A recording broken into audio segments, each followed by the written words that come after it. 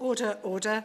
Before we start today's session, could I just point out that there may be some videoing by the Education Department of the committee. Please don't be distracted. The doorkeepers are aware, and the video would be simply used to illustrate how a Westminster Hall committee works. So if you could just ignore that, I'd be grateful.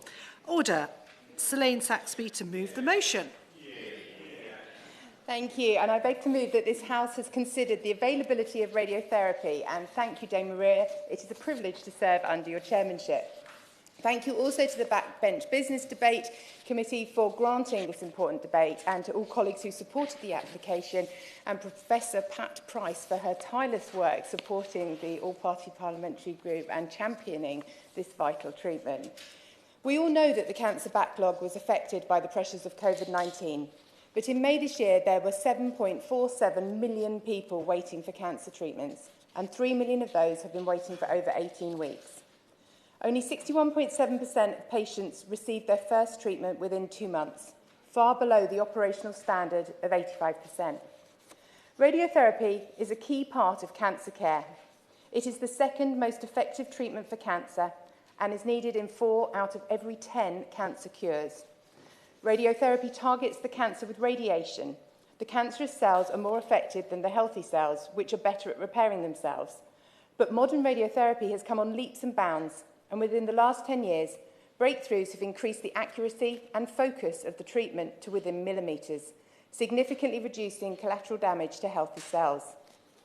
Surgical treatments require intensive care, and all of the hospital resources and emotional trauma that entails.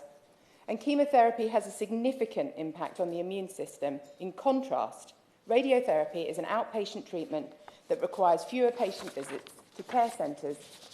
It also only costs between £3,000 and £7,000 per patient, despite it being incredibly high-tech. The international recommendation is that 53 to 60% of cancer patients receive radiotherapy treatments. However, in the UK, only 27% of cancer patients in 2019 received radiotherapy treatment. But in my North Devon constituency, only 4.7% of my constituents live within the recommended 45-minute travel time for radiotherapy treatments. The other 95.3% are among the 3.4 million people in England whose distance from radiotherapy effectively limits its availability as a treatment. Member said radiotherapy, it's the second most effective cancer treatment and is required by half of all cancer patients. However, the ability to access treatment has been described as a postcode lottery, with the 3.4 million people unable to access radiotherapy without travelling over 45 minutes. Does the Honourable Member agree that it's unacceptable for there to be such significant disparities in access to radiotherapy? And I thank the Honourable Lady for her intervention, and I do indeed agree. In my case, North Devon is actually the 4th worst constituency in the country for access to radiotherapy services. North Devon is home to the smallest and most remote hospital on the UK mainland, and possibly the most loved. An exceptional team works tirelessly to deliver the best care, despite the challenges of rurality, the availability of staff, mostly linked to the availability of affordable housing being the most extreme at this time. Radiotherapy is usually a series of daily treatments over a number of weeks, and I know far too many of my constituents choose not to have radiotherapy because the 120-mile round trip each day is too much to consider on top of the understandable pressures patients with a cancer diagnosis are already feeling. Radiotherapy is a far less invasive treatment than so many others, and with such an elderly population in North Devon, it is often the best treatment for patients. A further complication that has been brought to my attention is from the wonderful volunteer drivers we have in North Devon, who help patients to their appointments across the expansive county, but often to Exeter, a 120-mile round trip for many different treatments, including radiotherapy. I do not want to discourage anyone for reaching out for their services, but I am sure it is clear to everyone that a daily radiotherapy session with this length of journey is a significant undertaking for voluntary drivers and patients alike. We have a declining number of voluntary drivers, and therefore this restricts driver availability for other patients. For anyone that has not visited North Devon, It is hard to explain the remoteness, the distances undertaken for all sorts of treatments. And whilst we benefit hugely from the merger of our hospital trust with Exeter, that doesn't make Exeter any closer. Whilst it is positive that the backlog of patients waiting longer than 62 days for a GP referral is improving, the 62-day wait to start treatment is not. We know that every 4 weeks of delay in starting cancer treatment can increase the risk of death by 10%. To ensure everyone receives timely cancer care, radiotherapy needs to be an accessible treatment for every patient. I commend the Honourable Lady for bringing this forward. It's a really important subject matter which I think all of us here recognise, and the Honourable Lady has set the scene very well. One of the other issues which perhaps the Honourable Lady is coming to shortly will be the shortage of radiotherapists across the United Kingdom. I understand some 1,500 shy here in England. I know we have a percentage of vacancies in Northern Ireland as well. It takes 5 years to train, Madam Chair. It means that the workforce is under pressure now, and it will be 5 years before it gains if all the vacancies were filled. It's not only that there, it's also the age of the present radiotherapists as well. So does the Honourable Lady feel that maybe government needs to take the initiative and have a recruitment plan in place that looks visionary for the 5-year period? I thank the Honourable Gentleman for his intervention, and I think it's an area that we don't talk about enough in terms of the lack of specialist staff in this area. And indeed, I am going to come on and talk about the need for an actual proper plan for radiotherapy, and obviously that involves resources of all types moving forward. And so for a treatment that is as effective as radiotherapy, I think we all ask, why is it not used more often? Funding for radiotherapy falls between the cracks and only receives 5% of the cancer budget. Whilst there has been specific investment in radiotherapy, such as the 162 million of investment in 2016 to replace 64 out-of-date machines and the additional 32 million in 2019, there will be approximately 74 machines in need of replacement by the end of 2024. We all know the NHS budget is under strain, but in terms of improving cancer care, radiotherapy is the closest thing we have to a silver bullet. An investment of 200 million would update all of the machines due to go out of date by the end of next year, benefiting an estimated 50,000 people a year. Whilst 45 million invested into innovative British technology, surface-guided radiotherapy could reduce waiting times by 1.8 weeks nationwide.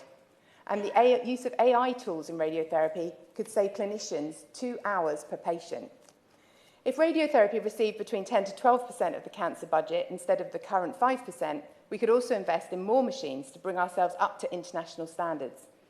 In England, we have 4.8 treatment machines per million, whilst France has 8.5 per million and Italy 6.9. New machines and techniques will treat patients faster and help to clear the backlog. We need to reap the benefits from successful investment in early diagnosis and increased screening programmes so that early diagnosis leads to timely treatment and improved patient outcomes rather than long and stressful waits for treatment. We also need to focus investment in the right areas. Treatments such as proton therapy does not help patients outside of Manchester and London. Proton therapy only assists with 1% of patients, and my constituents in North Devon do not benefit from more investment into urban centres. Does she agree with me that satellite radiotherapy centres have a very important role to play? In my area, people have to travel down to Hillingdon from the north of Hertfordshire. It's supposed to take 40 minutes, but it actually takes an hour and a half each way. And if we had a satellite radiotherapy centre in North Hertfordshire, it would make all the difference. Thank my honourable friend for his intervention, and I agree entirely. Indeed, I believe the government should look at bringing radiotherapy treatments closer to patients, such as those in my own constituency as well in North Devon. And I would ask the Minister to look at bringing radiotherapy to satellite centres or community cancer treatment centres to complement the diagnostic tools, such as radiology in community diagnostic hubs. And can I recommend a trial in North Devon? We have a proud history of raising funds locally for cancer care provisions, and I would dearly love to work with the Minister to deliver a new radiotherapy machine on a partnership basis if necessary to begin to tackle some of our challenges head on. Indeed, this sounds significantly more achievable than tackling some of the other health inequalities that my constituents suffer. At this time, there is not a single NHS dentist across Devon taking patients, and the last orthodontist has just left Barnstable. I recognise dentists are hard to come by, but anyone listening, the surf is fantastic and you'll be the most welcome blow-in we've ever seen in Devon. But sorting radiotherapy really could be easier with a community-driven fundraising scheme and some assistance from the Minister to facilitate such a trial. I have former community hospitals waiting and space on the main hospital site that could accommodate the machine and bunker. As we look to 2040, when an estimated 500,000 people will be diagnosed with cancer each year, we need to invest in cost-effective and efficient treatments. Half of us will get cancer in our lifetimes, so 1 in 4 of us will require radiotherapy treatment. Access to this treatment should not be limited by your postcode. And I ask the Minister to not just look at modernising and supporting radiotherapy, but to also ensure that planning for cancer care accounts for rurality and ensures that everyone has access to all available treatments.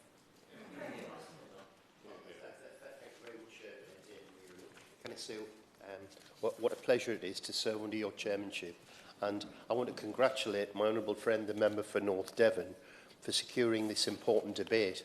And unusually, I agree with everything, absolutely everything, that a Conservative MP said. Now, I hope the Minister's making copious notes, so I hope you'll forgive me if there is a bit of repetition, because we've been trying so hard. In effect, this is the radiotherapy lobby.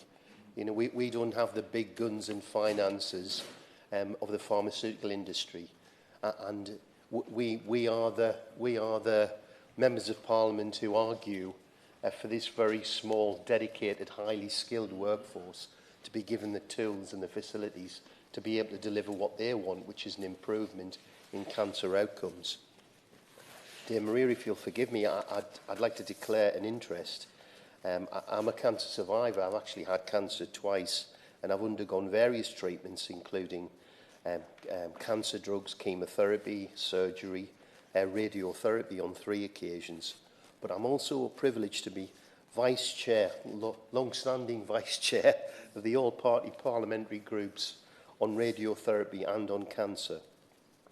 And given the current economic climate, characterised by fiscal conservatism, and that's not a criticism just of the governing party. I think it's an issue that my own party is addressing. And there's a reluctance to commit to new spending. It's crucial that we optimise the opportunities that present themselves to improve cancer outcomes. And my honourable friend raised the issues about IT networks and the use of AI software programs. I'll give way to honourable lady. Member for giving way. Artificial intelligence technology is proving to be an asset in improving cancer treatment outcomes, and Radiotherapy UK have outlined a £4 million investment, which equates to £15 to £40 per patient, in AI technologies would immediately enhance NHS workforce capacity and reduce wait times. Does the honourable member agree that further investment in AI could be vital in increasing access to radiotherapy? I think it's a really important point, and I hope the Minister's taking note of that, because I don't know if the term is low-hanging fruit, but here's an opportunity to get some synergies from the new technologies that are available now and then perhaps weren't available 5 years or even a couple of years ago. So yes, I want to return to that theme, but potentially it's a force multiplier, if that's the appropriate term. It can improve the productivity of this small workforce. So I understand, and my honourable friend mentioned it in her opening remarks, it can save a consultant oncologist 2 hours in planning a patient treatment. And as a couple of honourable members have already said, it's wonderful to have these centres of excellence, some of the best hospitals, not only in the United Kingdom, but in the world, in London, for example, at the Royal Marsden, and at the Christie Hospital in Manchester, But now we've got the opportunity through IT networks and AI, where even in remote locations, doctors and clinicians can access these highly qualified oncology specialists who can plan the treatment which would be delivered in satellite centres. So, you know, there is a huge opportunity here. As we've heard, almost half of individuals experiencing cancer at some point in their lives, and about a quarter require radiotherapy. It's quite a disturbing statistic that only 27% of cancer patients in the UK access radiotherapy. The international recommendation is that between 50 and 53% should. So only half the people who would benefit from radiotherapy are accessing it at the moment. I will. One of the things that's a great concern in my constituency is that people start the radiotherapy by travelling down to Mount Vernon, which is an excellent hospital, but they just can't keep going because it's such a terrible journey, and they give it up. I mean, I do think that's a valid point, and it needs to be addressed, and perhaps that's part of the solution is the development of more satellite centres. But if I've got two words for the Minister, if you'll forgive me, it's treatment capacity, or 4 words, radiotherapy treatment capacity. That's what we need. We need to increase radiotherapy treatment capacity. It's got immense potential in treating various types of cancer, and there's a greater number of cancers that have been found can be very effectively treated using radiotherapy, either exclusively or in combination with other treatments. And it's got a critical role in 4 out of 10 cancer cures. As my friend said, it's highly accurate. There's limited damage to healthy cells surrounding the cancerous tumours, particularly in the latest forms, the most modern types of radiotherapy, SABRE and so on. It's particularly useful for treating cancers in vulnerable areas and requires fewer patient visits compared to other treatments. It doesn't occupy intensive care capacity in the way that surgery does, nor does it impact a patient's immune system like chemotherapy. And I might say, Dame Maria, I'm still suffering from the impact of a depressed immune system from the chemotherapy that I had some years ago. That doesn't happen with radiotherapy. We're not fully utilising the life-saving potential of radiotherapy.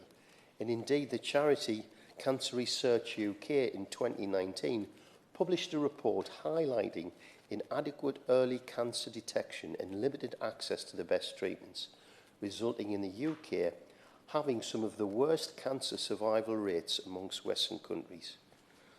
Radiotherapy has been chronically underfunded and under-resourced now for a number of years.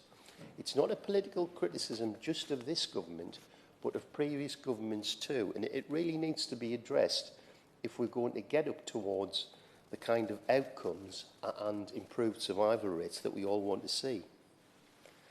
As my honourable friend said, the UK only allocates currently 5% of its cancer budget. That's not the whole NHS budget, over 100 billion, that's just the cancer budget. 5% goes to radiotherapy.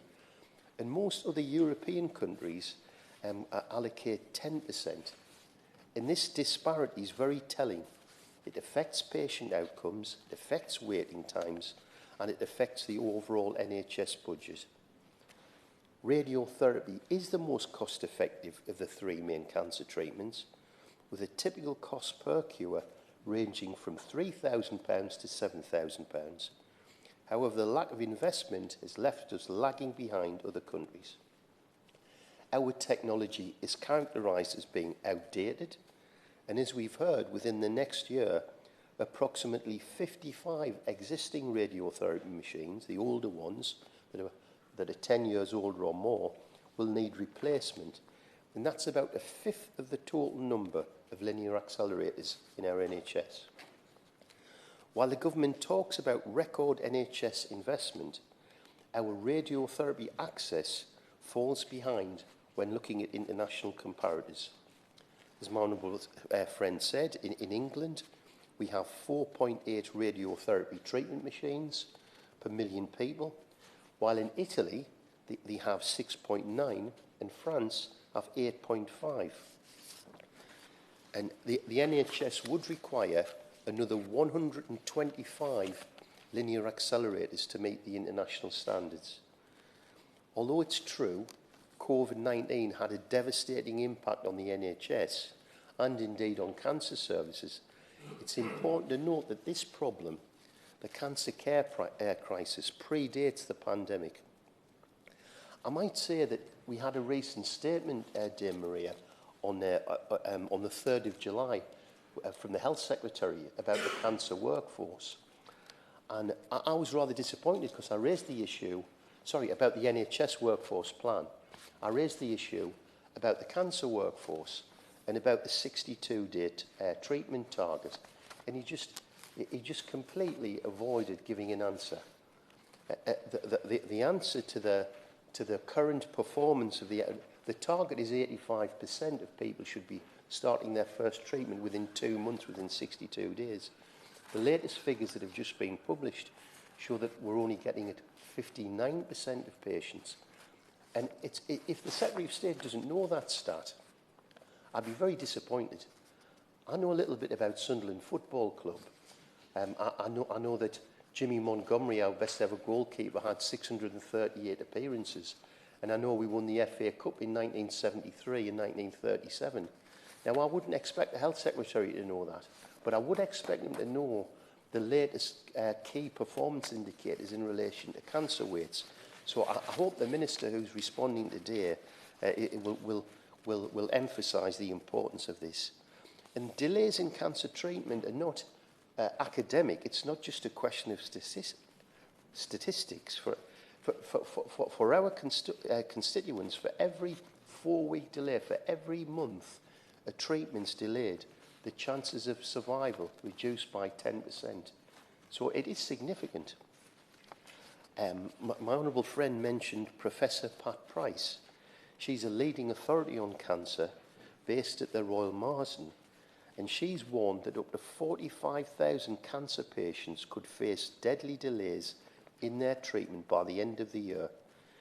And she consistently reported in the national press and most recently in the Daily Express, she's emphasising the need for a cancer-specific plan supported by the requisite investment in improving radiotherapy treatment capacity. It's a great thing to invest in diagnostics, but it's a hand-in-glove situation where we need to ensure that as the investments in new diagnostic hubs are taking place, we're also making, in parallel, investments in treatment capacity. While the government has access to world-leading cancer specialists like Professor Price, we need a greater sense of urgency from ministers to take action and lift the UK from the bottom of the global cancer outcomes league table to the top. And I might say to the Minister, it is within our grasp. We've given you the route map as to how that can be done. The NHS has undergone 2 major reforms over the past 13 years, and while reforming public services is essential, sometimes the root causes of the issues come down to a lack of investment in cost-effective cancer treatments like radiotherapy can result in quick gains. Expanding and modernising radiotherapy equipment with a modest, by NHS standards, £200 million investment could update the estimated 76 machines about to become outdated. And that would benefit 50,000 patients annually. And then allocating £45 million for the new surface-guided radiotherapy, a fast and accurate British innovative technology, could reduce national waiting times for radiotherapy by almost 2 weeks. These machines can be installed. We had a meeting quite recently just along the corridor from here, and these machines can be installed over a single weekend in a specialist radiotherapy centre. So we must utilise new technologies to address the workforce crisis and make access to radiotherapy treatment available across the entire country. The technology is available today to the NHS that wasn't available 25 years ago. And it's unwise that we are not currently using this technology to its utmost potential. If the NHS made better use of AI software, cancer specialists could plan for radiotherapy treatment 2.5 times faster than at present, ensuring many more patients could be treated sooner. I would urge the Minister to reconsider accelerating the rollout of AI technologies in radiotherapy. There's no shortage of excellent science, technology and innovation in this country. And it's worth noting most of these advanced radiotherapy machines that are currently operating all across Europe and in North America are made here in the UK, actually in Crawley.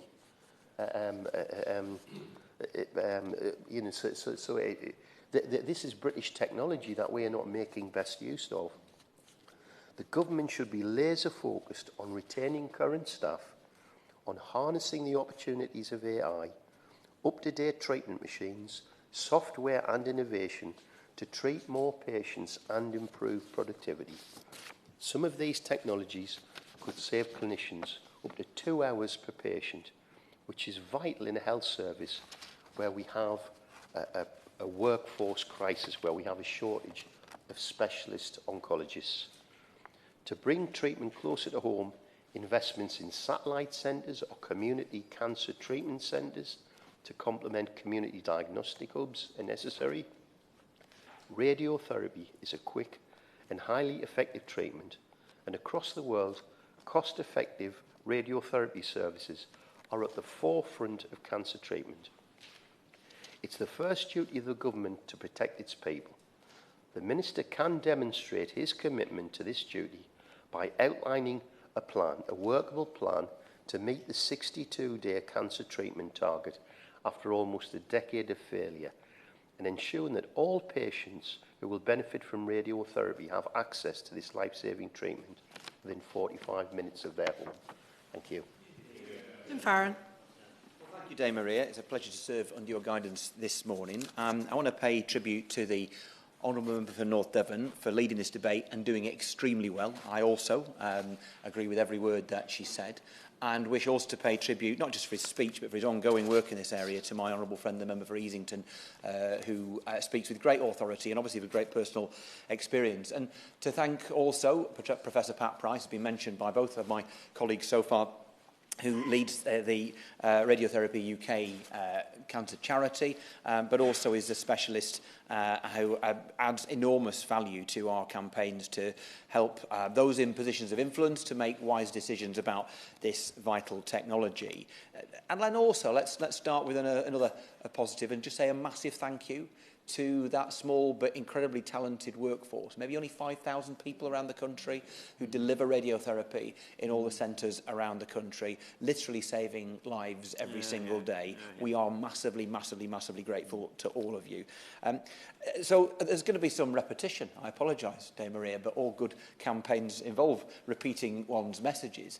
We know that one of the most dark and terrible facts of life is that around half of us at some point in our lives will contract cancer, which means pretty much all of us have experienced it within our families, some with remarkable and wonderful outcomes, some with tragic and incredibly sad ones, and I've experienced both within mine.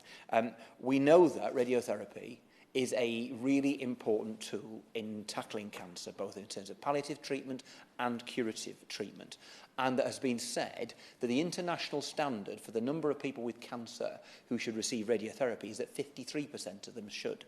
And in the United Kingdom, it is only 27%. That should ring enormous alarm bells on all sides of the House, in every corner of the National Health Service. And it feels, I'm afraid, that it doesn't quite. There are many reasons behind that, but obviously, one which we already heard, is that we spend only 5% of our cancer budget on radiotherapy, and the average of countries similar to ours in the Western world, shall we say, is nearer to 10%. Again, we've already heard, but I'll restate that in the United Kingdom we have 4.9 linear accelerators per 1 million of population. In France, 8.5 linear accelerators per million of population. For the United Kingdom to become average, just average, in terms of the number of linear accelerators we would need, be 125 additional machines this year, that as has already been said. Put bluntly, the fact this is quite a balkanised commissioning process is one of the reasons why we are where we are. The lack of central commissioning means that different centres will have sinking funds or not have sinking funds, and so there is absolutely a postcode lottery. And it means that our survey through the All Party Parliamentary Group on radiotherapy, which I'm privileged to chair, discovers that in next year there will be 75 machines that are basically past their sell-by date in use in our hospitals, many of them without a plan to replace them. And we aren't just behind on the volume of technology, but also, as been suggested, on the deployment of new technology that is available, including much of it, which has already been said, developed in this country, which is what is almost makes it all the more inexcusable. For example, AI software, which could allow clinicians to accurately plan patient care in a few minutes rather than a few hours, and the impact that will have on our workforce. I mean, we absolutely need to invest in our workforce to support them, to make sure we boost the morale of people who are already in the service, to keep them working in the service, but to bring in the perhaps 1,500 additional net posts that we need to make sure we have a properly, fully functioning radiotherapy workforce. But alongside that, the fact that you could allow clinicians to do their planning even more accurately in a fraction of the amount of time they currently do obviously makes sense, because it means we'll get a better use even out of the workforce than we currently have in terms of the hours that they put into it. Secondly, of course, we could invest, as already been mentioned, in surface-guided radiation therapy, again developed in this United Kingdom, but not deployed very much within this United Kingdom. That would heavily reduce waiting times. When you've got people in North Cumbria waiting, 40% of them more than 2 months for their first intervention, their first treatment, and people in South Cumbria about 30% waiting for their first treatment, and we've already heard that every 4 weeks of delay means you're 10% less likely to survive, then surely investing in that capacity in radiotherapy as well as the new technology is just a no-brainer. Because all of this costs, a Treasury term I think, peanuts. In comparison to equally worthy, vastly more expensive drug treatments. We're talking £200 million just for those 125 new linear accelerators. The difference that could be made. We're not knocking this, by the way. I mean, chemotherapy and immunotherapy, they're vital weapons in our fight against cancer. Herceptin has saved so many lives, for example. But I picked that drug for a reason. And that is because the cost of Herceptin in 1 year is equivalent to 2/3 of the entire radiotherapy budget. That's understandable, because drugs do cost more than kit. But it's a reminder of how relatively straightforward this problem is to solve. And a government that wanted to shift the dial quickly and do something long-term, of long-term value, that would have its impact in a short-term period of time and would cost, relatively speaking, very little, it's an obvious no-brainer, and it frustrates me that we are where we are. And I want to say here, in a cross-party approach, and it is a cross-party approach, let's be cross-party in our self-criticism, because I can blame this government for its inaction, and I can blame the coalition government, and I can blame the previous Labour government. It's 30 years of us being behind the curve here. Let's all accept we're all responsible, and we're all going to do something about it, starting right now. Why are we in the situation we're in? I suspect it's because decisions are often made when you've got the right people in the room. And I'm not knocking the pharmaceutical companies, but they have the resource to be in the room. And when we have our all-party groups on radiotherapy meetings, and we have clinicians from right across the country, the best people in their profession, huddled into little rooms in Westminster Hall, you realise that is the radiotherapy industry. That is the radiotherapy lobby. That's it. We don't have paid specialists. The lobby is in this room, Maria. And so that is perhaps why radiotherapy has slipped off the radar. This is the moment where it must go right back on it. In rural communities, I'm going to argue the situation is even worse. 3.5 million of us live in what we would refer to as radiotherapy deserts, where we are more than 45 minutes away, single journey, from the nearest radiotherapy treatment centre. And the National Radiotherapy Advisory Group says that any person any trust that allows that to happen is guilty of bad practice. Now, in my constituency, pretty much everybody lives outside that 45-minute guided distance. And when we are looking at the travel times, they're always the travel times used in the best case scenario. If you travel at 2 o'clock in the morning, not in the middle of the tourist season. There's 20 million people visit the lakes every year. The roads get a bit clogged up, Dame Maria, from time to time. So if you're from Dent, it's going to take you 2.5 hours round trip to Preston to get your treatment. Kirkby Stephen, 2 hours to Preston, 2.5 hours, 2 hours to Carlisle, 2.5 hours to Preston. Grasmere, Coniston, near a 3-hour round trips. It's been a privilege over my time as MP to often take my constituents to their treatment in Preston to the Rosemere Cancer Treatment Centre, which, by the way, is absolutely excellent, just blinking miles away, far too far away. I remember taking a young mum with 2 young children who was a teaching assistant for her breast cancer treatment. I remember the impact it had on her, how wearing it was. And she was an otherwise fit and healthy young person. And I remember taking an older woman some years later from Kendal, also that daily treatment, the impact that had on her and her family. It's not just that travelling those long distances is inconvenient, it's actually dangerous. It is wearying. It means, as has already been said, that people will sometimes choose not to complete their treatment. And it's also true to say, and clinicians will sometimes balk at this, but I'm not criticising them, there are times when people will not be recommended or referred for radiotherapy because it is just recognised that that person will not cope with the travelling.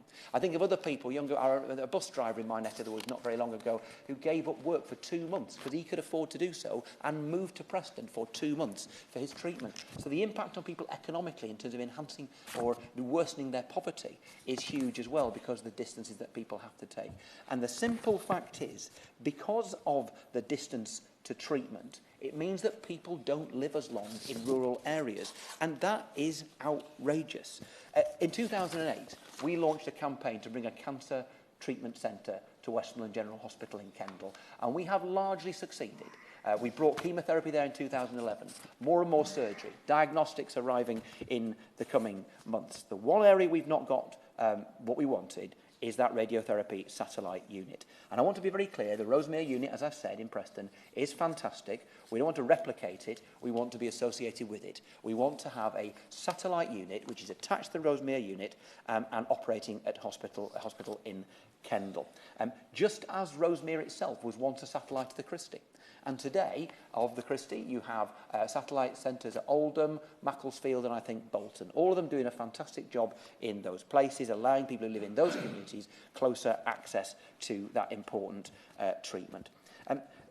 The simple reality is that over these last few years, the proposal that has been made for radiotherapy satellite unit at the Westminster General Hospital in Kendal has been written, it's been proposed, the Trust has been behind it. It was eventually signed off in 2014 and then cancelled in 2016. I often will point the finger, obviously, at ministers and the NHS for that failure to deliver, but I also encourage the trusts and the commissioners locally not to let it drop off their agenda. It is vital important. Often I will hear commissioners and local trusts in Morecambe Bay and in the Lancashire Hospitals Teaching Trusts, they'll say the right things, but it feels not sufficiently urgent. But I tell you what, it's urgent to my constituents. It's urgent every time somebody gets that awful diagnosis and then they realise that they have got weeks and weeks and weeks of travelling and that they might not make it. They may not complete the journey, and that might mean that they do not survive. And yet, if you look at our demographics, our need in Cumbria is increasing. It's recognised that at the moment there is demand for 1.3 Linacs just in the area that is closer to Kendal than to Preston. We know as our population ages, and sadly cancer is a disease, at least in part, of ageing, that demand will get greater. And here's a crucial thing that I really want the Minister to take on board. The evidence is that when you open a satellite unit, you get a greater level of demand than you predicted. Why? Well, there are reasons why, when there should be 53% of people having radiotherapy treatment, but only 27% are, and access is one of them. The Radiotherapy All Party Parliamentary Group had a forum for the satellite units just a little while ago. And what we gained from that was the staggering news that when a new satellite centre opens, rather than just getting the predicted demand that you got from the parent centre, you get at least 20% more than was being expected, at least 20% for every single one, and in some cases 50%. And that is because those patients were not being referred or not choosing to complete. If you build them, Minister, they will come, and you will save lives as you do so. So all of this means that as we stand at this moment, people in Kendal, in Grange, in Windermere, Kirkby Stephen, Appleby, Sedbergh, Ambleside, Coniston, Grasmere, and the rest of our communities in rural Cumbria are not just facing longer journeys, but also shorter lives. That's not acceptable. The United Kingdom needs a radiotherapy boost across the board, a relatively inexpensive radiotherapy boost that would see dividends and see lives saved within a matter of months if the government was to commit right now. But I'm going to say that rural communities need it even more. From Westmorland to the West Country, Northumberland to Norfolk, the difference it will make if we invest in those satellite units, those 3.5 million people living like I do in a radiotherapy desert, will be immense. So I ask the Minister in closing, we are desperate for action in Westmorland, desperate to see our satellite radiotherapy unit delivered at the Westmorland General Hospital in Kendal. So I ask him to personally act now to look at our bid for a satellite unit at the Westmorland General Hospital, and if he will act and instruct commissioners to get on with the business of commissioning, I will promise that we will in our community raise, I reckon, at least £2 million to help him make that case in a partnership bid. If he will commit to helping people in Westmorland to have better treatment, shorter journeys and longer lives, I will be permanently, eternally grateful. Andrew Gwynne. Thank you very much, Dame Maria, and it's a pleasure to serve under your chairmanship as ever. And I would also like to start by thanking the Honourable Member for North Devon for securing this really important debate, but also all the work that she's doing in this space. It isn't a party political issue. It's something that, as we found in today's debate, there is great consensus across the House, because this is just one of those causes that it is the right thing to do, and to use your voice as a Member of Parliament to try and champion this cause. I want to commend her for the work that she's done, and indeed other members here today. We've had a good debate. A lot of repetition because these issues need reinforcing, and I fear, Dame Maria, that I will be reinforcing some of the arguments we've already heard today as well. I also want to commend my honourable friend, the member for Easington, for the work that he's done over a very long period of time, always championing the cause of radiotherapy, always bending the ear of shadow ministers and no doubt ministers as well on the importance of this case, and also the work of the Right Honourable Gentleman, the member for Westmorland and Lonsdale, as chair of the APPG, and again, somebody who brings great knowledge about this issue to debates like this. Dame Maria, this is an issue that is close to my heart too, as the Right Honourable Gentleman said in his opening, that all families are touched by cancer. Some have good experiences where loved ones have survived, others have less good experiences. And I lost both my parents to cancer. My mum, when I was 19, she died from ovarian cancer.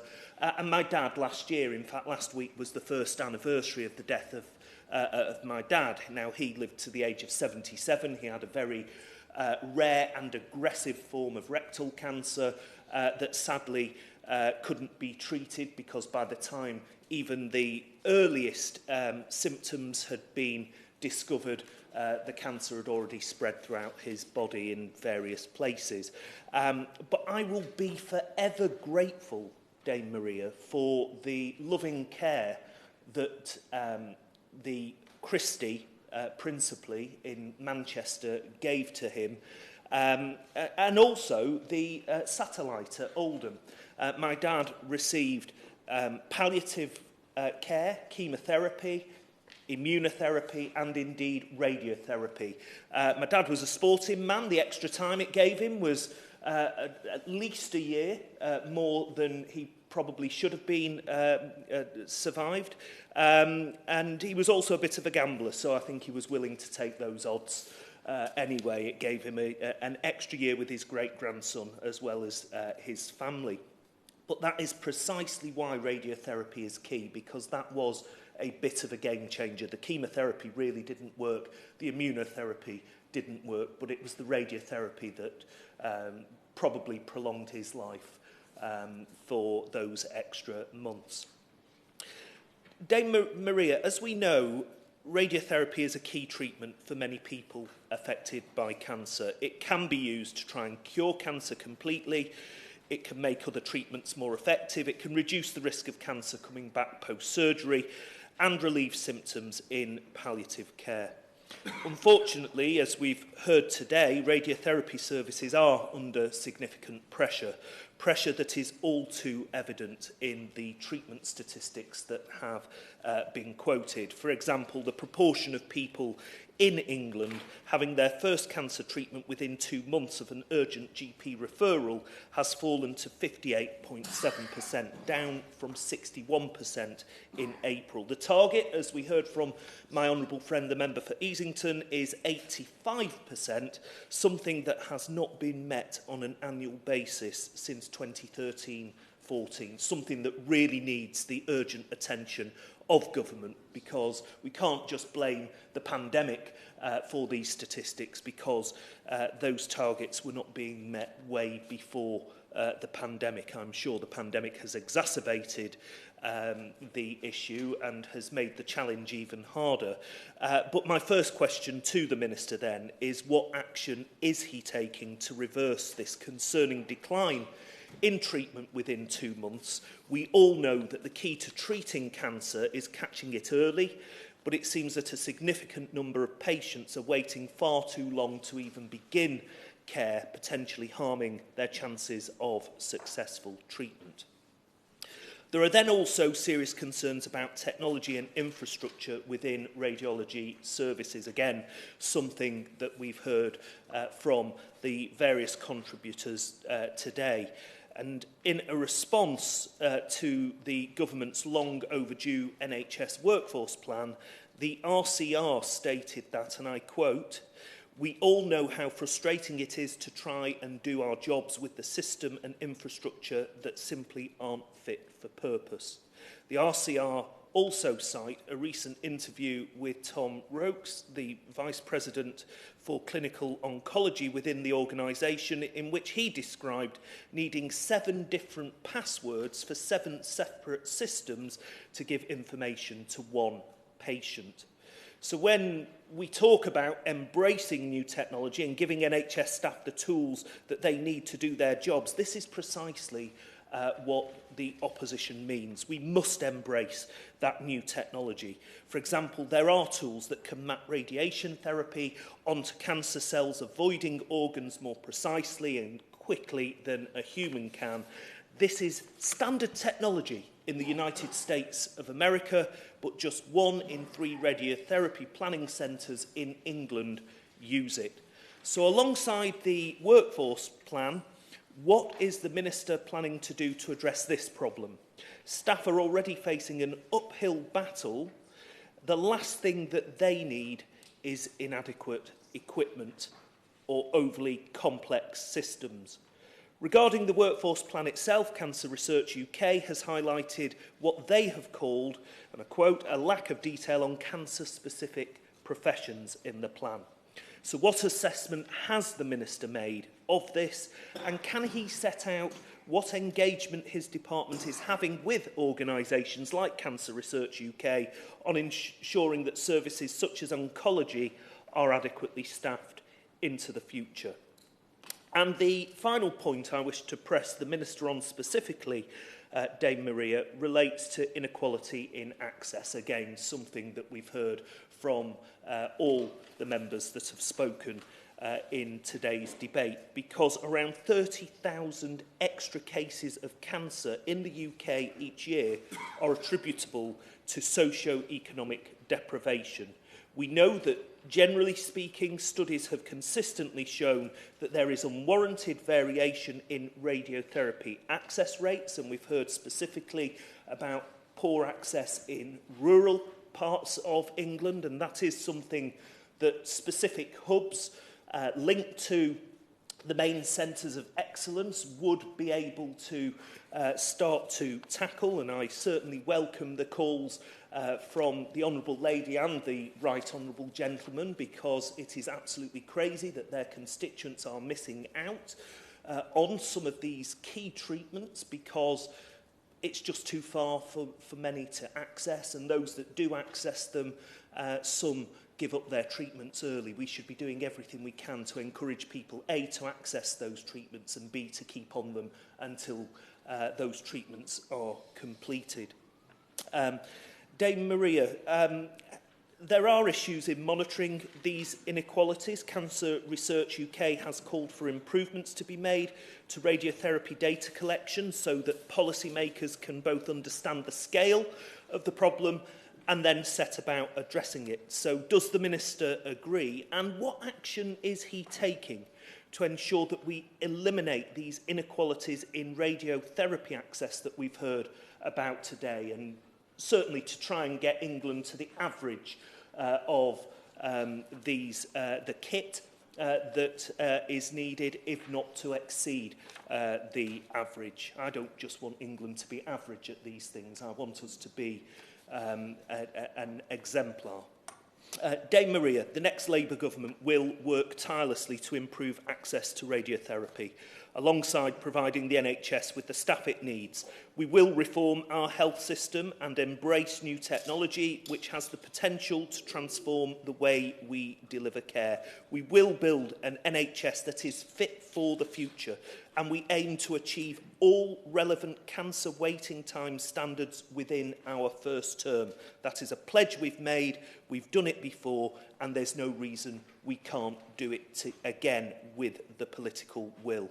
Until then, however, we need to see this government engaging with clinicians and experts and doing everything in its power to ensure that treatment is there for patients when they need it most. As I said at the start, this is not a party political point. We are a responsible opposition. We encourage the government to do more. We want them to meet those targets. We want them to expand services, particularly in rural areas, so that access is equal across the country. We encourage ministers to do this, to do it at pace, and if they do, we will support them. Minister. Well, thank you, Dame Maria. It's a pleasure to serve under your chairmanship, and first let me thank my honourable friend, the member for North Devon, for securing this important debate on accessibility of radiotherapy. And let me also say, Dame Maria, that I agree wholly with my honourable friend, the member for Denton and Reddish, when he said that there are issues in this place that are not by their nature party political. And I think the debate today has demonstrated that there is huge consensus from all sides of the House on the need for change. And I'd like to thank all honourable and right honourable members for their contributions to the debate today. Turning back just to my honourable friend for one moment, whether in its the meetings, in fact, dare I say, many meetings that I've had with the honourable lady, or indeed through her public contributions in this House and outside, she has been consistent and indeed powerful in her advocacy on health issues.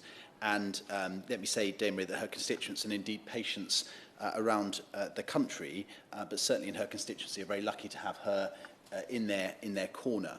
Now, it is rare, Dame Maria, in a Westminster Hall debate to have so much time allowed to the front benches to respond to a debate.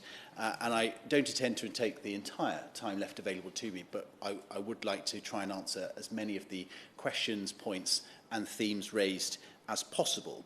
And although honourable and right honourable members will know that I am not a new minister, I am relatively new to this particular brief, having taken on the cancer portfolio in the last few days. But let me say, Dame Maria, that I very much look forward to working with colleagues, parliamentary colleagues from across the House, certainly those present today and others who I know have specific interests in cancer, to bring about the changes that we all want to see. And let me echo the words of the Honourable Member for Easington and thank him for sharing his own personal experience. I certainly agree with him that we all want to see cancer outcomes improve across the country. Now, the Honourable Lady, friend, the member for North Devon, raised performance levels, and let me briefly touch on these before turning to the specific points raised in the debate. And I echo the words of the Right Honourable Member for Westmoreland and Lonsdale in paying tribute to the brilliant work of NHS staff who work in this field. And thanks to all those NHS staff working specifically in cancer, levels of first treatment following an urgent cancer referral have been consistently above pre-pandemic levels, with activity in May of this year standing at 111% of pre-pandemic levels on a per working day basis. Over 52,000 people had their first or subsequent treatment for cancer in May of this year. In total, over 332,000 people received their first cancer treatment in the 12 months up to May, which is up by more than 18,000 on the same period pre-pandemic. Now, we know, and it's been eloquently pointed out during this debate, that waiting time performance for radiotherapy is influenced by a range of factors, as honourable members have pointed out, including workforce and equipment, two subjects which I'll come on to address in greater detail. But my honourable friend also referred to the impact of COVID and the recovery of cancer service following the pandemic. And in February of last year, the government published the delivery plan for tackling the COVID-19 backlogs in elective care. And we plan to spend, and are spending, more than £8 billion between now and 2024-25 to help drive up elective activity, including cancer diagnosis and treatment activity. And my honourable friend referenced the community diagnostic centres, which are playing making a huge difference, and of course the building of surgical hubs. Of course. I'm grateful for the Minister for taking some time and for answering the points that have been put forward. Indeed, over the years, I think we've seen a whole succession. I think we've seen every single cancer minister and probably Secretary of State. And it seems to me you can just about hear the penny dropping with the responsible minister, and then he gets shuffled off before anything actually happens. So I do hope he's going to stay in post long enough to deliver the improvements that we want to see. But can I just say, in relation to the diagnostic centres, of course they're a wonderful thing, the community diagnostic hubs, and we've been calling for that, but it must go hand in glove with increased treatment capacity. Yeah. Otherwise, all that's going to happen is the waiting lists are going to get longer as we diagnose more patients who require early treatment, but we haven't got the treatment capacity to be able to make the inroads that you all want. I thank the honourable gentleman for that intervention. I'll come on to address his specific point, because I do agree with him and he's absolutely right. In relation to remaining in posts and government reshuffles, the Prime Minister giveth and the Prime Minister taketh away. But I thank the honourable gentleman for his best wishes ahead of any future reshuffle. And what I would say is, actually, regardless, health is one of those issues, and having been a health minister, having been a minister in the Department for Education and the Department for Work and Pensions, actually any ministry in which you work as a minister, you end up taking, understandably, a considerable interest in. And I would just like to assure the honourable gentleman that regardless of whether or not I maintain my position in government, I will still maintain my interest in all of the areas that I've worked on as a government minister, and certainly commit to continuing that work from the backbenches when one day in the future the Prime Minister chooses to dispense with my services. Of course. Selaine Saxby. And I thank the Minister for all his time and commitment and for meeting with me so regularly. Thank you. But in particular, I wonder when he does take things away and reflect on them, whilst the community diagnostic hubs are indeed fantastic, it's still a 120-mile round trip from my constituency to actually get to one. And the issues around rurality, Ilfracombe in my constituency, the healthy life expectancy in that town is 59, that these remote coastal communities really do need to be able to access, and I believe we are underdiagnosing because it is so hard to actually even get access to the diagnosis, let alone the treatment. I thank my honourable friend for her intervention. I'm going to come on to this point in greater depth, but many of the conversations that we've had on health issues, but actually formally on education issues as well, were around rurality and some of the challenges of rural and coastal communities. Her points are well made. I certainly understand them. She makes a compelling case, and I will come on to address them in greater detail. Over and above the community diagnostic centres and the surgical hubs that we're building, notwithstanding the Honourable Lady's point about the distance that some have to travel to get to them, we are creating them deliberately closer to communities, not just based in district and general hospitals. It'll be supported by an additional £3.3 billion of funding in each of the next 2 years, which was announced in the autumn statement, and that will enable rapid action to improve emergency, elective and, of course, primary care performance towards those pre-pandemic levels. Now, in relation to cancer specifically, NHS England recently set out the progress in reducing the number of patients with urgent suspected cancer waiting longer than 62 days and meeting the faster diagnosis standard for the first time in February of this year. It also confirmed that ongoing priorities to improve performance and long waits prioritise diagnostic capacity for cancer and, of course, focus on cancer pathway redesign. And the government, alongside NHS England, have pushed to improve the early diagnosis of cancer, which we know is so important to give patients the best chance of receiving successful treatment and, in turn, seeing more people living longer following a cancer diagnosis. But, however, as my honourable friend eloquently and articulately pointed out, we know that early diagnosis, a point also made by the honourable member for Easington, early diagnosis needs to be backed up by high-quality treatment options like radiotherapy with, as has been set out, its remarkable ability to shrink tumours, often with minimal side effects.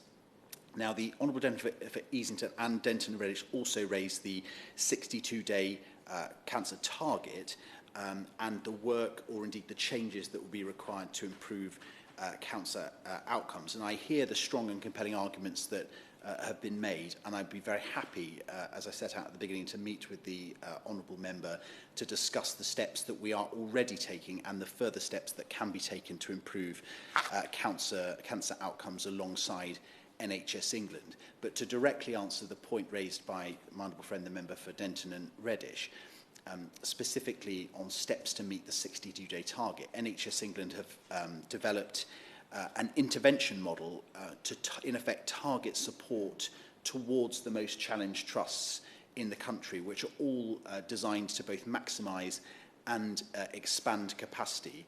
And challenged trusts have been placed into tiers, so tier 1, tier 2, and all tiered trusts have weekly or indeed fortnightly oversight calls, including visits with the regional and the national team from NHS England.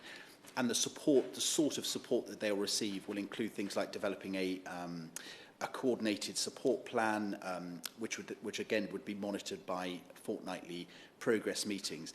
And these plans have focused on areas such as pathway improvements, things like workforce support, and targeted capacity increases. So it's giving those trusts that don't have the resource or bandwidth internally within the trust itself the support to be able to turn around services.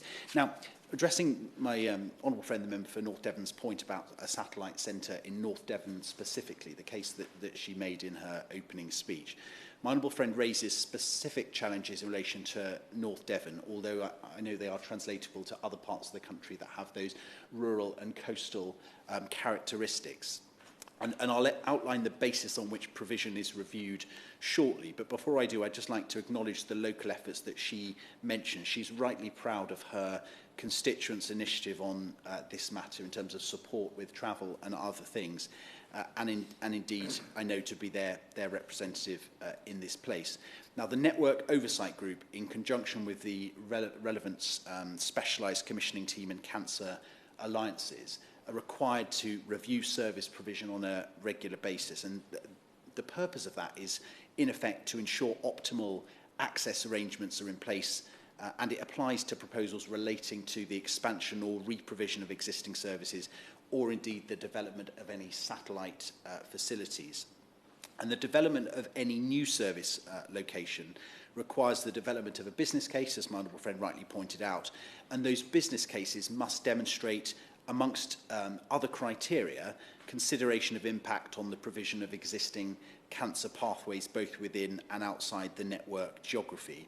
And as I've mentioned, this sits not with the government, but actually with the integrated care boards, cancer alliances, and the local specialised commissioning teams. But I'd be very happy to meet with my honourable friend alongside the ICB to understand some of the challenges and what can be done in this space. Because although I understand from NHS England, I will in just one moment, although I understand from NHS England, there are in the region of 450 patients per year who currently travel from my honourable friend's constituency to Exeter for treatment. I'm cognizant of the right honourable member for Westmoreland and Lonsdale's point that actually there may be many more patients who would want to access those services but are not because of the distance to travel. That's why I think a meeting with myself, the Honourable Lady and the ICB might be a good starting point. I'll take the Honourable Gentleman's intervention. This has been quite very generous, but this is it's quite instructive, and I'm glad he mentioned integrated care boards, because as my honourable friend mentioned earlier in his contribution, sorry, my right honourable friend, one of the problems... No. Well, I'm sure it's only a matter of time. But one of the issues has been the commissioning. The national commissioning, NHS England are responsible for commissioning without having a sensible plan to replace old machines, and the bizarre disincentives to using the most modern machines, which require fewer visits. The fractionations were smaller, and the radiotherapy could be delivered in a shorter time. The bizarre commissioning arrangements and tariffs that applied.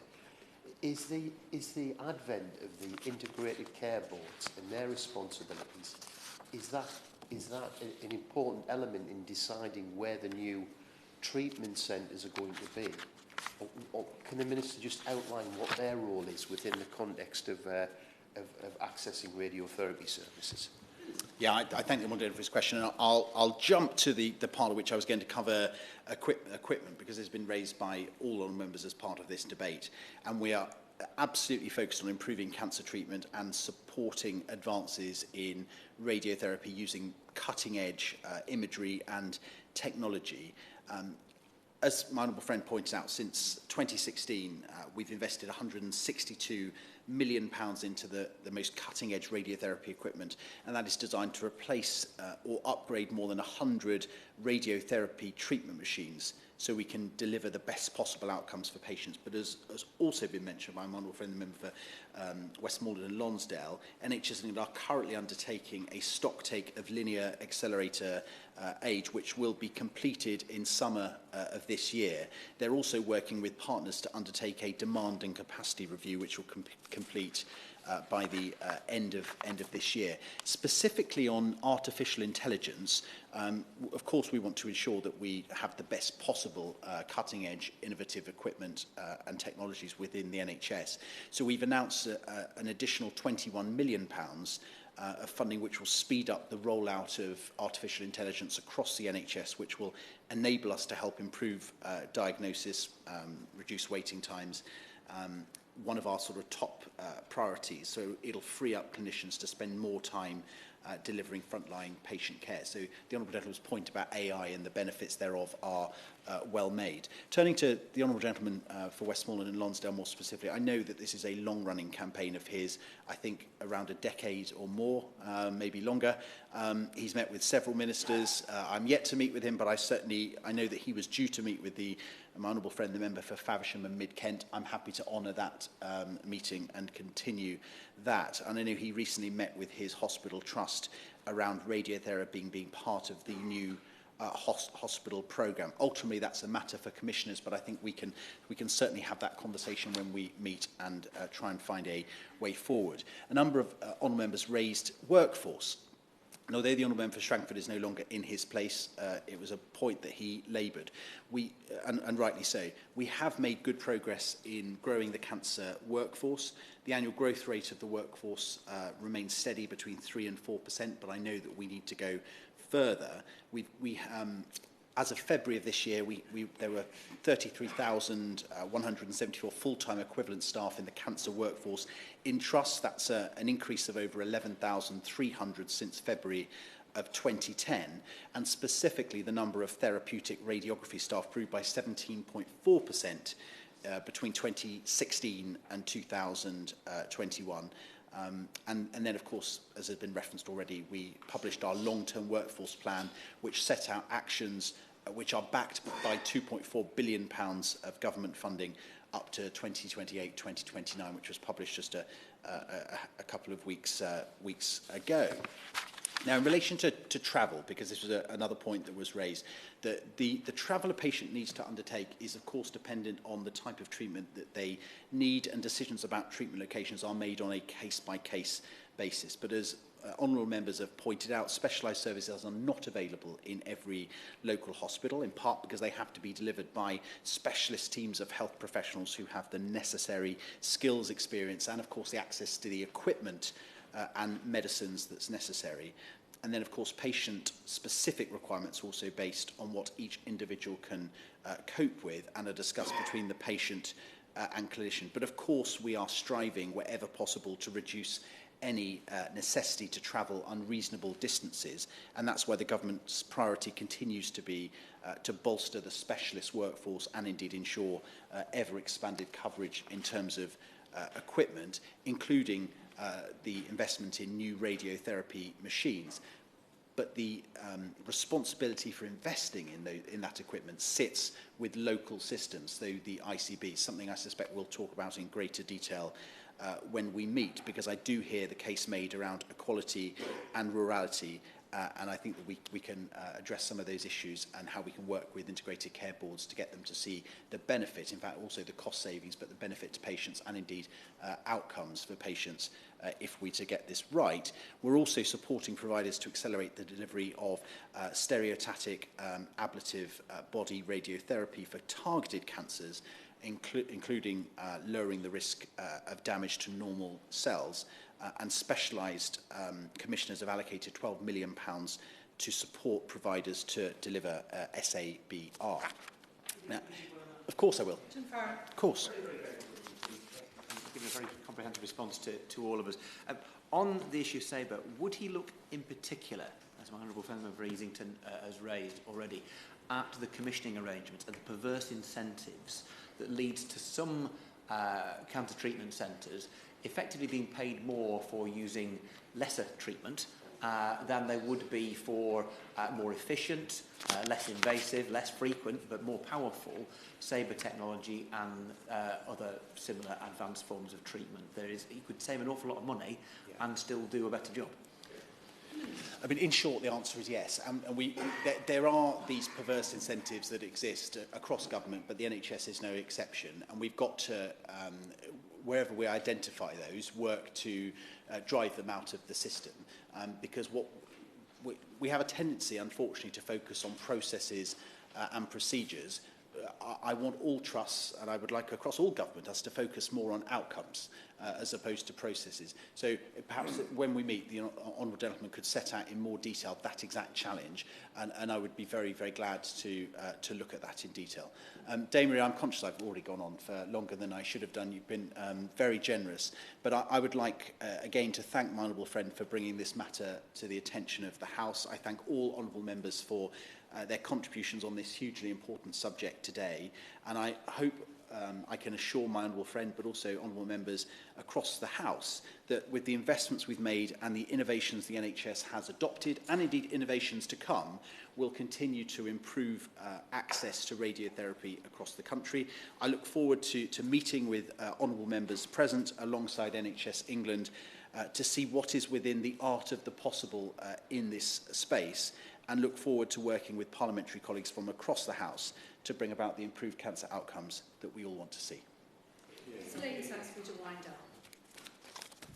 Thank you Dame Maria, it has been a pleasure to have you in the chair today, and I'd like to take the opportunity to thank the Minister for such a comprehensive response, and to all honourable and right honourable members for participating in this debate. And I do very much hope that the next time we come together, we're actually celebrating some successes and improved access for some of our very rural constituents to radiotherapy and other cancer treatments. But thanks once again to the Minister for his time today. The question is that this House has considered the accessibility of radiotherapy. As many as are of that opinion say aye. To the contrary, no. I think the ayes have it. The ayes have it. Order, order. And the sitting is suspended until 11 o'clock.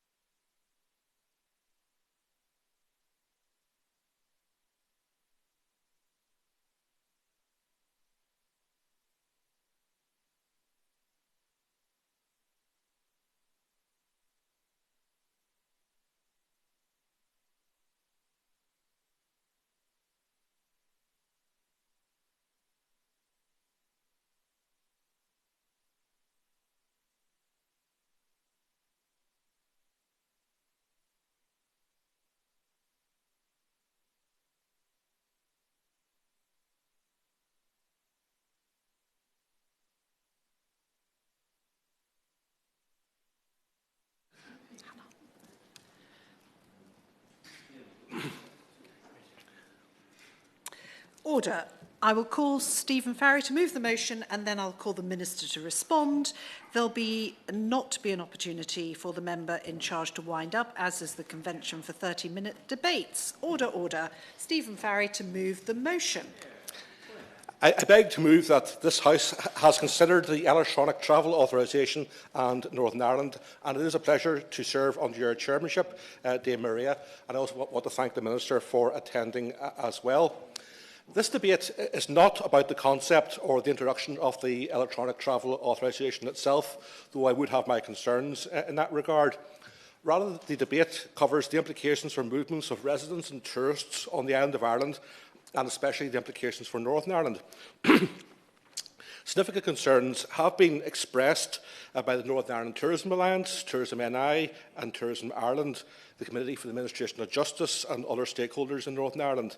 This is also an issue that has been raised with the government by the Irish Government and also in the Oireachtas, the Irish Parliament.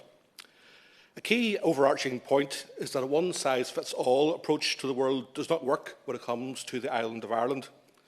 Now, of course, we have the Common Travel Area, and this has been in place since the 1920s, and by convention, and it allows free movement and residency for British and Irish citizens with associated rights and privileges. And while the UK and Ireland have always had their own immigration rules and systems for other nationalities, there has, until relatively recently, been relatively free flow of other residents and tourists from non-visa jurisdictions across the island. I do welcome the exemption to the ETA requirements for non-visa third country permanent residents in the Republic of Ireland. This is something that I and others have been calling for. That said, there is a lack of clarity over the evidence requirements for legal residents of Ireland. The UK Government had committed to publishing guidance on what documents would be accepted as proof of legal residence. However, I don't think this has been published yet. Given the nature of land crossings, it is essential that a pragmatic approach is taken, as many people will drive over the border without ID documents. On that point? Yes. Happy to wait. And I commend the Honourable Gentleman for North Down for bringing it forward. On practicality and pragmatic, it's very important. Does the Honourable Gentleman not agree that the ability for residents of Northern Ireland to freely travel to the Republic for a night away, and the ability of the residents of the Republic to avail of the world-class facilities, especially in Strangford, where the beauty and the attractions are very obvious, and for the hospitality industry must be as seamless as someone coming over for the boat from Scotland or hopping onto a flight from Liverpool for a boys' weekend away?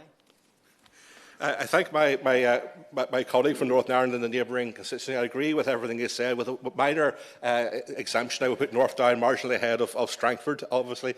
But yes, this has to work in both directions.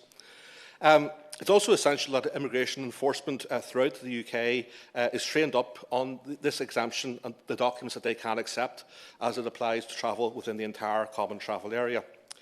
And we need to know what happens if someone who is exempt from an ETA is encountered and has no documents proving their legal residence in Ireland, as this will happen from time to time. Will they be given an opportunity to return to Ireland to provide the documents subsequently, or will they face criminal prosecution and immigration detention? Overall, this exemption does illustrate that it is possible for the government to be pragmatic in recognising the particular circumstances in Ireland. In this case, the reality of thousands of daily journeys from non-UK or non-Irish citizens to shop, for leisure, for medical appointments, for education, and in some cases to work. So the focal point for flexibility is now largely centred around tourism. There was considerable disappointment in the tourism sector that similar flexibilities were not announced at the same time as they were for residents in Ireland. And it's important to note two key overarching factors. First, under the Good Friday Agreement, Ireland is marketed internationally as a single destination. The success of tourism on the island is one of the standout examples of successful North-South cooperation. Second, most visitors to the island of Ireland, including those who travel onwards to Northern Ireland, enter through the air and seaports in the south. The overwhelming majority of international flights to the island come via Dublin, especially for the lucrative North America market. So overall, 70% of international visitors to Northern Ireland start in the Republic of Ireland. Yes? I'm very grateful to the Honourable Member, and I congratulate him for securing this Westminster Hall debate. He will recall the engagement that we had collectively as Members of Parliament from Northern Ireland with the Minister at the turn of the year. And one of the points that we made specifically to him was the practical outworkings of a lack of enforcement against the legal requirement that tour operators and insurance companies would have for their visitors to comply with the law. And that's why we had a discussion about an exemption for those individuals so that they could visit Northern Ireland and avail of all of our beauty and our offering without this legal impediment that would render them without insurance cover or put tour operators in an invidious position. Does he share my disappointment that when we thought we had reached a positive conclusion with the Home Office, that that hasn't been borne out? Yeah, I'm grateful to those comments from my colleague from Belfast East. He's right to highlight this situation where enforcement in practice may be very light or non-existent, but nonetheless the legal jeopardy still continues, and that is the nub of the problem that will complicate things for the tourism sector, particularly around things such as insurance cover. And again, he reflects upon the general disappointment that we had, because there was a time when we felt that a pragmatic outcome for tourism was very close to getting over the line, and indeed the Minister very kindly facilitated some discussions between his officials and representatives of the tourism lands for Northern Ireland. Overall, there are three types of negative impacts of the ETA upon tourism. The first one is in terms of the bureaucracy involved, and this could serve as a deterrent for visitors to come to Northern Ireland, as they may perceive it just to be too much hassle and not worth the bother of coming north and choose to do other things in the Republic of Ireland. Now, the government may well argue that the relative cost is low and highlight the 2-year duration and stress that it is going to be relatively easy to apply. But it is worth highlighting a few features regarding Northern Ireland entry in contrast to other potential entry points. So unlike with the rest of the UK, visitors will be entering via a land border rather than an air or seaport. So there isn't the fail-safe of drawing attention to the ETA need as visitors enter the UK at those other locations. And while visitors to Ireland may have the need for an ETA highlighted to them within wider marketing of the island, this may not necessarily always filter through. And there also will be practical difficulties in highlighting the need for an ETA at the time of booking of flights, as many tourists will be arriving formally into Irish airports where there's no actual need for an ETA to apply. So you're almost trying to second guess, are people going to make further journeys into Northern Ireland? Indeed, there is a clear pattern of tourists making spontaneous decisions to come to Northern Ireland, including for day trips. And after all, Northern Ireland is barely an hour in terms of travel time from Dublin. And feedback from coach operators confirms that much of their business does reflect last-minute bookings. So any marketing campaign at Dublin Airport will obviously require the cooperation of Irish authorities, which would be difficult at the best of times, never mind in a politically charged context today. The biometric aspect may also become a barrier to some with limited ICT literacy, for example, some older people, especially whenever they're seeking to make spontaneous journeys. The second area of impact is the legal jeopardy for tourists who travel to or through Northern Ireland without an ETA.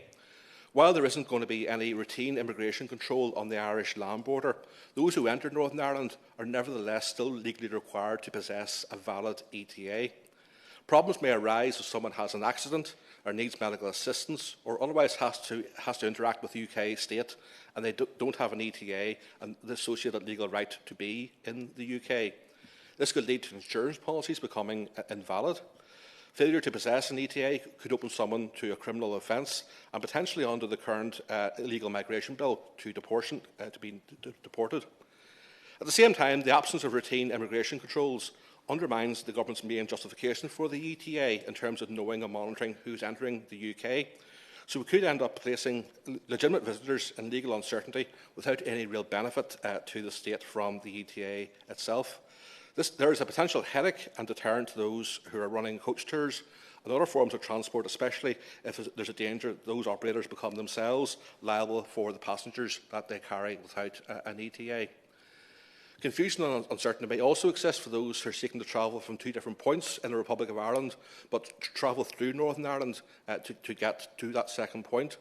For example, the quickest route for most of County Donegal to and from Dublin means travelling through County Tyrone on the A5, even without stopping. A short journey from Clones to Cavan town emails a short road journey that weaves in and out of Northern Ireland in the southeast of County Fermanagh. There's now an enhanced consequence from the illegal migration bill for those who knowingly come into the UK, including Northern Ireland, without permission, including having an ETA. The interpretation of knowingly is going to be crucial, including in what circumstances is deemed reasonable or otherwise for someone to be expected to know that requirement.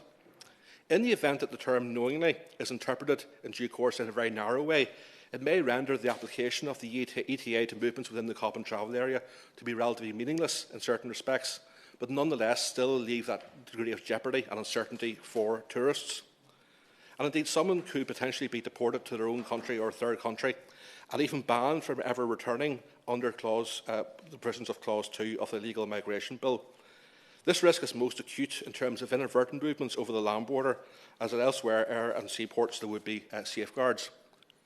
Any such outcomes for tourists moving into Northern Ireland would send a terrible message regarding the UK being open or otherwise to international tourism. I understand that the Government is looking at the particular point around the illegal migration bill, and I would welcome any clarification from the Minister in that particular regard, not least given that the bill has now concluded its formal proceedings. It is also worth stressing that the potential legal jeopardy will also apply to visa nationals who are ordinarily resident in the Republic of Ireland who cross into Northern Ireland without proper permission. To give a couple of examples, you could have a woman from Kenya who's living legally in County Donegal, but who crosses the border, a simple bridge, into Strabane to do some weekly shopping, and somehow ends up interacting with the state and comes to the attention of immigration control.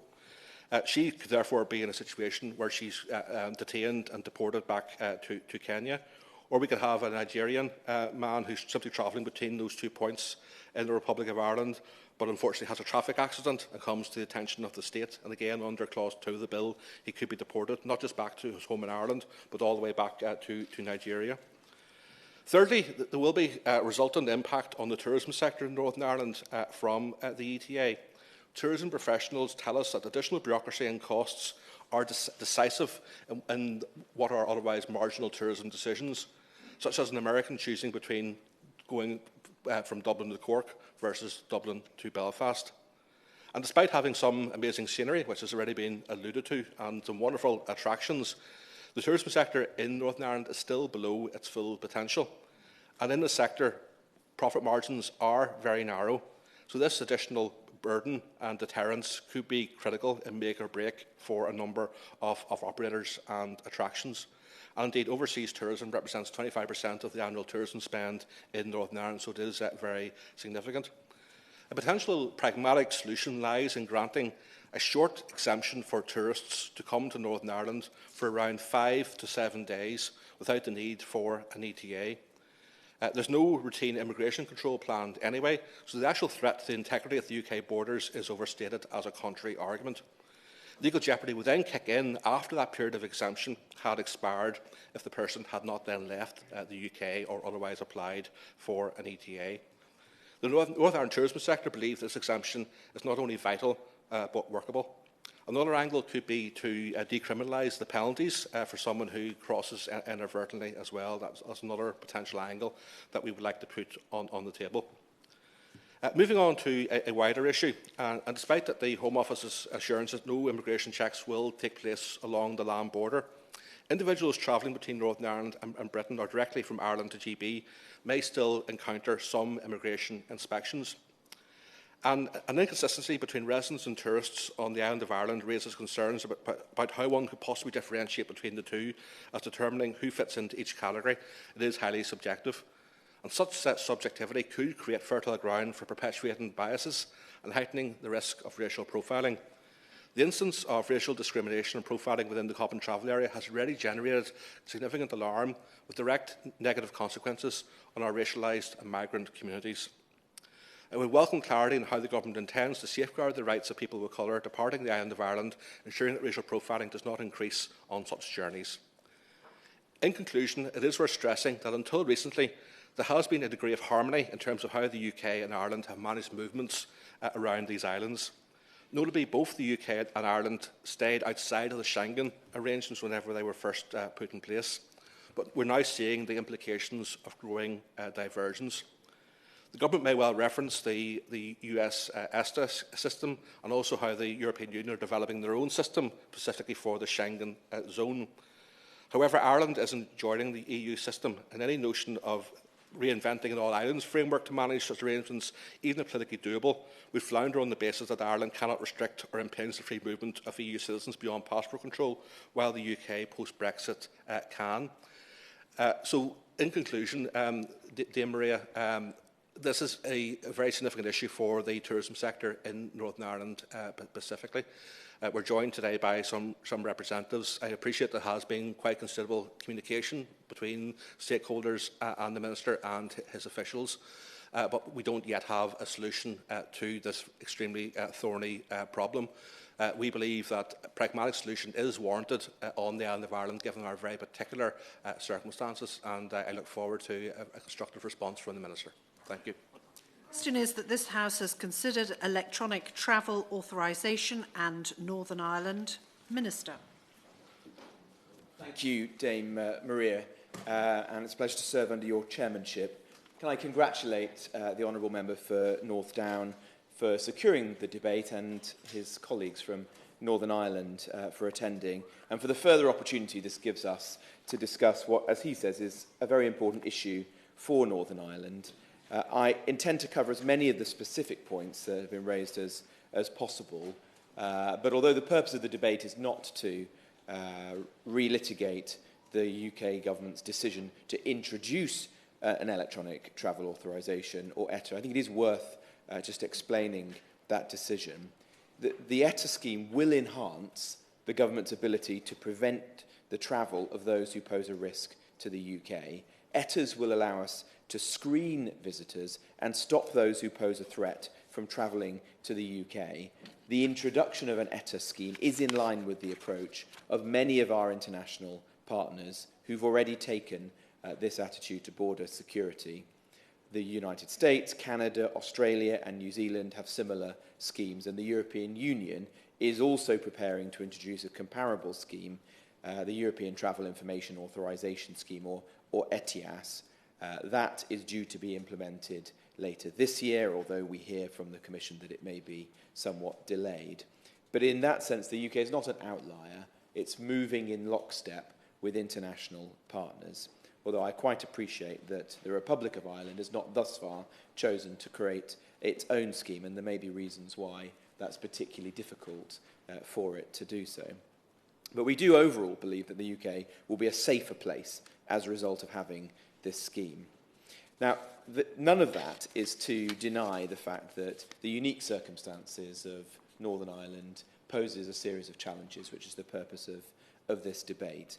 The government has tried to take a pragmatic approach, and that is seen most vividly in the exemption for non-visa national residents of Ireland.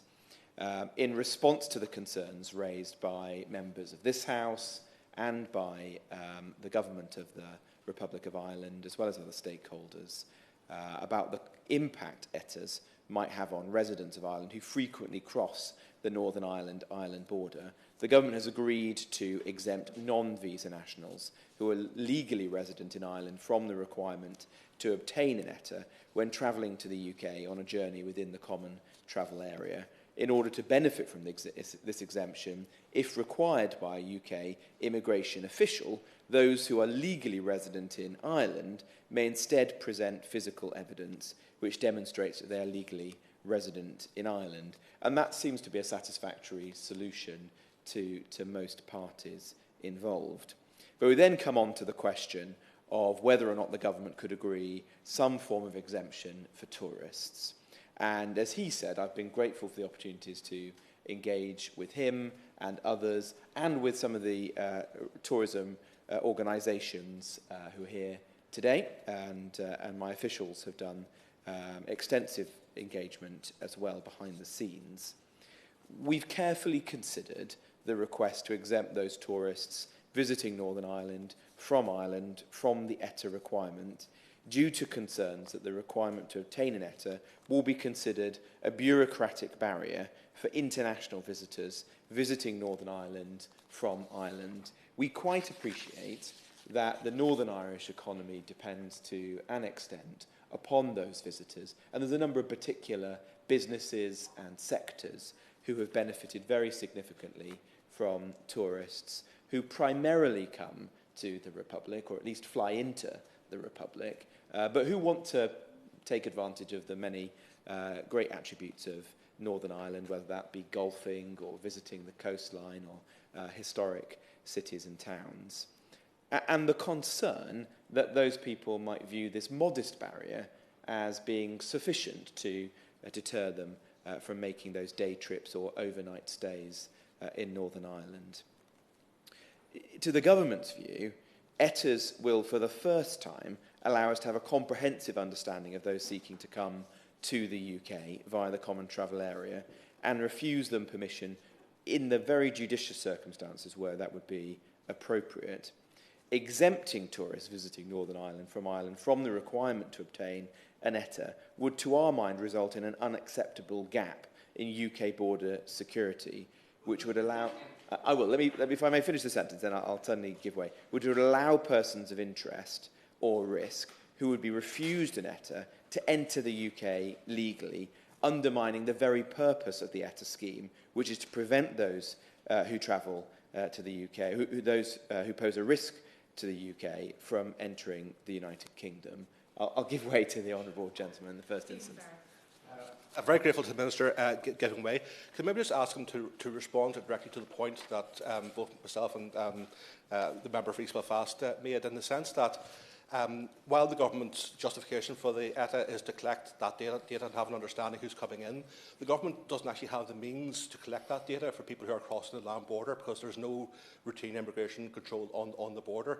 So in that sense, those tourists that enter Northern Ireland won't be in the system as such, but nonetheless they still carry the legal jeopardy of having that legal requirement, and that's in essence the nub of the problem. So they don't go through the immigration control, but they still bear all the risks that are associated with that, and that's the essence of the plea for pragmatism. Yeah, I quite understand the point that the honourable gentleman is making. This is not a perfect solution, but a perfect solution is unavailable as long as we want to respect the unique circumstances of the island of Ireland and the Common Travel Area. But we consider that it would be even more complex to have a situation, or suboptimal, to have a situation where Northern Ireland was hived out from the scheme altogether.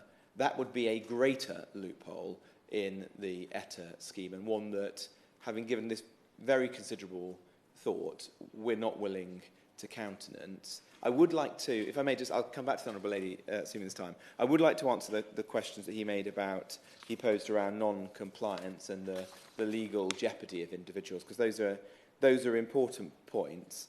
As now, the UK will not operate routine immigration controls on journeys from within the Common Travel Area, with no immigration controls whatsoever on the Northern Ireland land border. However, as is currently the case, individuals arriving in the UK, including those crossing the land border, will need to continue to enter in line with the UK's immigration framework, including the requirement now to obtain an ETA. For example, visa nationals are required to obtain a visa for the UK when travelling via Ireland in order to lawfully enter the United Kingdom. That's a well-established requirement, and we're simply extending the same principle to individuals requiring an ETA. The government is going to launch a clear communication strategy to tackle any misunderstandings about the requirement to travel to Northern Ireland. That's something that we're preparing, and we're going to work extensively with organisations such as the Northern Irish and Irish and Island of Irish tourism organisations to ensure that we get that right. For those individuals who accidentally travel to Northern Ireland without an ETA under the illegal entry offence, we want to take a sensible and pragmatic approach. We've made it clear that prosecutions under illegal entry will focus on the most egregious cases, not accidental errors. We're going to take a very careful approach of examining the individual circumstances of each case before deciding whether or not they should be pursued for prosecution. and the CPS in England and Wales and the Public Prosecution Service in Northern Ireland will ultimately determine whether a prosecution is proportionate and in the public interest. And we hope and expect that they'll take that responsibility very seriously. And so those individuals who are simply going about their daily lives, or are tourists who inadvertently forget to obtain a letter, will not be put in an unnecessarily difficult situation. I'll give way to the Honourable Lady. She still wants to intervene. For giving away, and as you can see from the debate today, this is an issue that has a very broad consensus, which, as you know, is no mean feat, due to the very serious impact on tourism businesses. And the member will be aware of the impact on businesses and the fact that many decisions to come north are ad hoc to visit, for example, the Ulster Museum, the Lyric Theatre, the Hydro Water Park, or destination shopping on the Lisburn Road. Has the Department done any economic analysis on the loss to Northern Irish businesses of those ad hoc decisions to come north for just one day in a trip to the island? The Honourable Lady is absolutely right to note all of the many reasons why it's great to visit Northern Ireland. I've done so on several occasions and always enjoyed it. The Department has done an impact analysis, which does show that there is an impact upon tourism in Northern Ireland. But we still consider that the overall value to the security of the United Kingdom outweighs those concerns. That doesn't mean that we don't take mitigating steps. One of those is to work with the Northern Irish tourist bodies on communications. I've just mentioned that, and my officials met with representatives from the Tourism Alliance, Tourism Ireland and Tourism Northern Ireland last month to begin discussions about how we can collectively work together on communications both within the UK and abroad. There's clearly more work to be done there with travel agents, with some of the ancillary services which the Honourable Gentleman raised, such as insurance companies and car rental companies, to make sure this is properly communicated to all involved. We've deliberately chosen to keep the cost of the ETA as low as possible. We've now announced that it's going to have a maximum fee of £10, which compares favourably with the EU and the United States' versions. And so we don't think that that level of fee is likely to deter visitors, particularly some of the higher income, higher spend tourists, which I think members present are particularly concerned about. We've also said that we will work very closely to keep this under review, and of course we want to ensure that we learn from the initial experience once it's created, and if there are things that we need to do to change this over time, we'll do that. We want to work pragmatically with you because we care about the success of the Northern Irish economy. Can I, in closing then, Dame Maria, thank the Honourable Member for raising the question today, commit that we will continue to discuss this issue, continue to work well with the organisations that I know he's in contact with, and try to find sensible, pragmatic solutions to make this as successful as possible, albeit understanding that this is not the solution that he wanted. But we all share a common desire to protect both security for the people of Northern Ireland and of the wider United Kingdom, but of course to ensure growth and prosperity in the years ahead, particularly for that critical sector of tourism. Thank you, Dame Maria. The question is that this House has considered electronic travel authorisation in Northern Ireland. As many as are of that opinion say aye. To the contrary, no. I think the ayes have it. The ayes have it. Order, order. The sitting is suspended until 2:30 p.m. Thank you.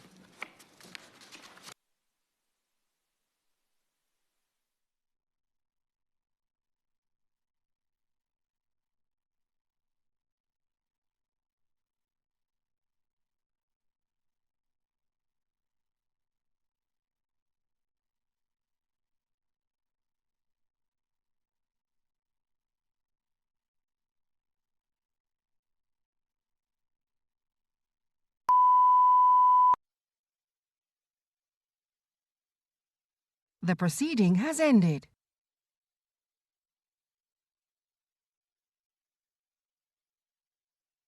The proceeding has ended.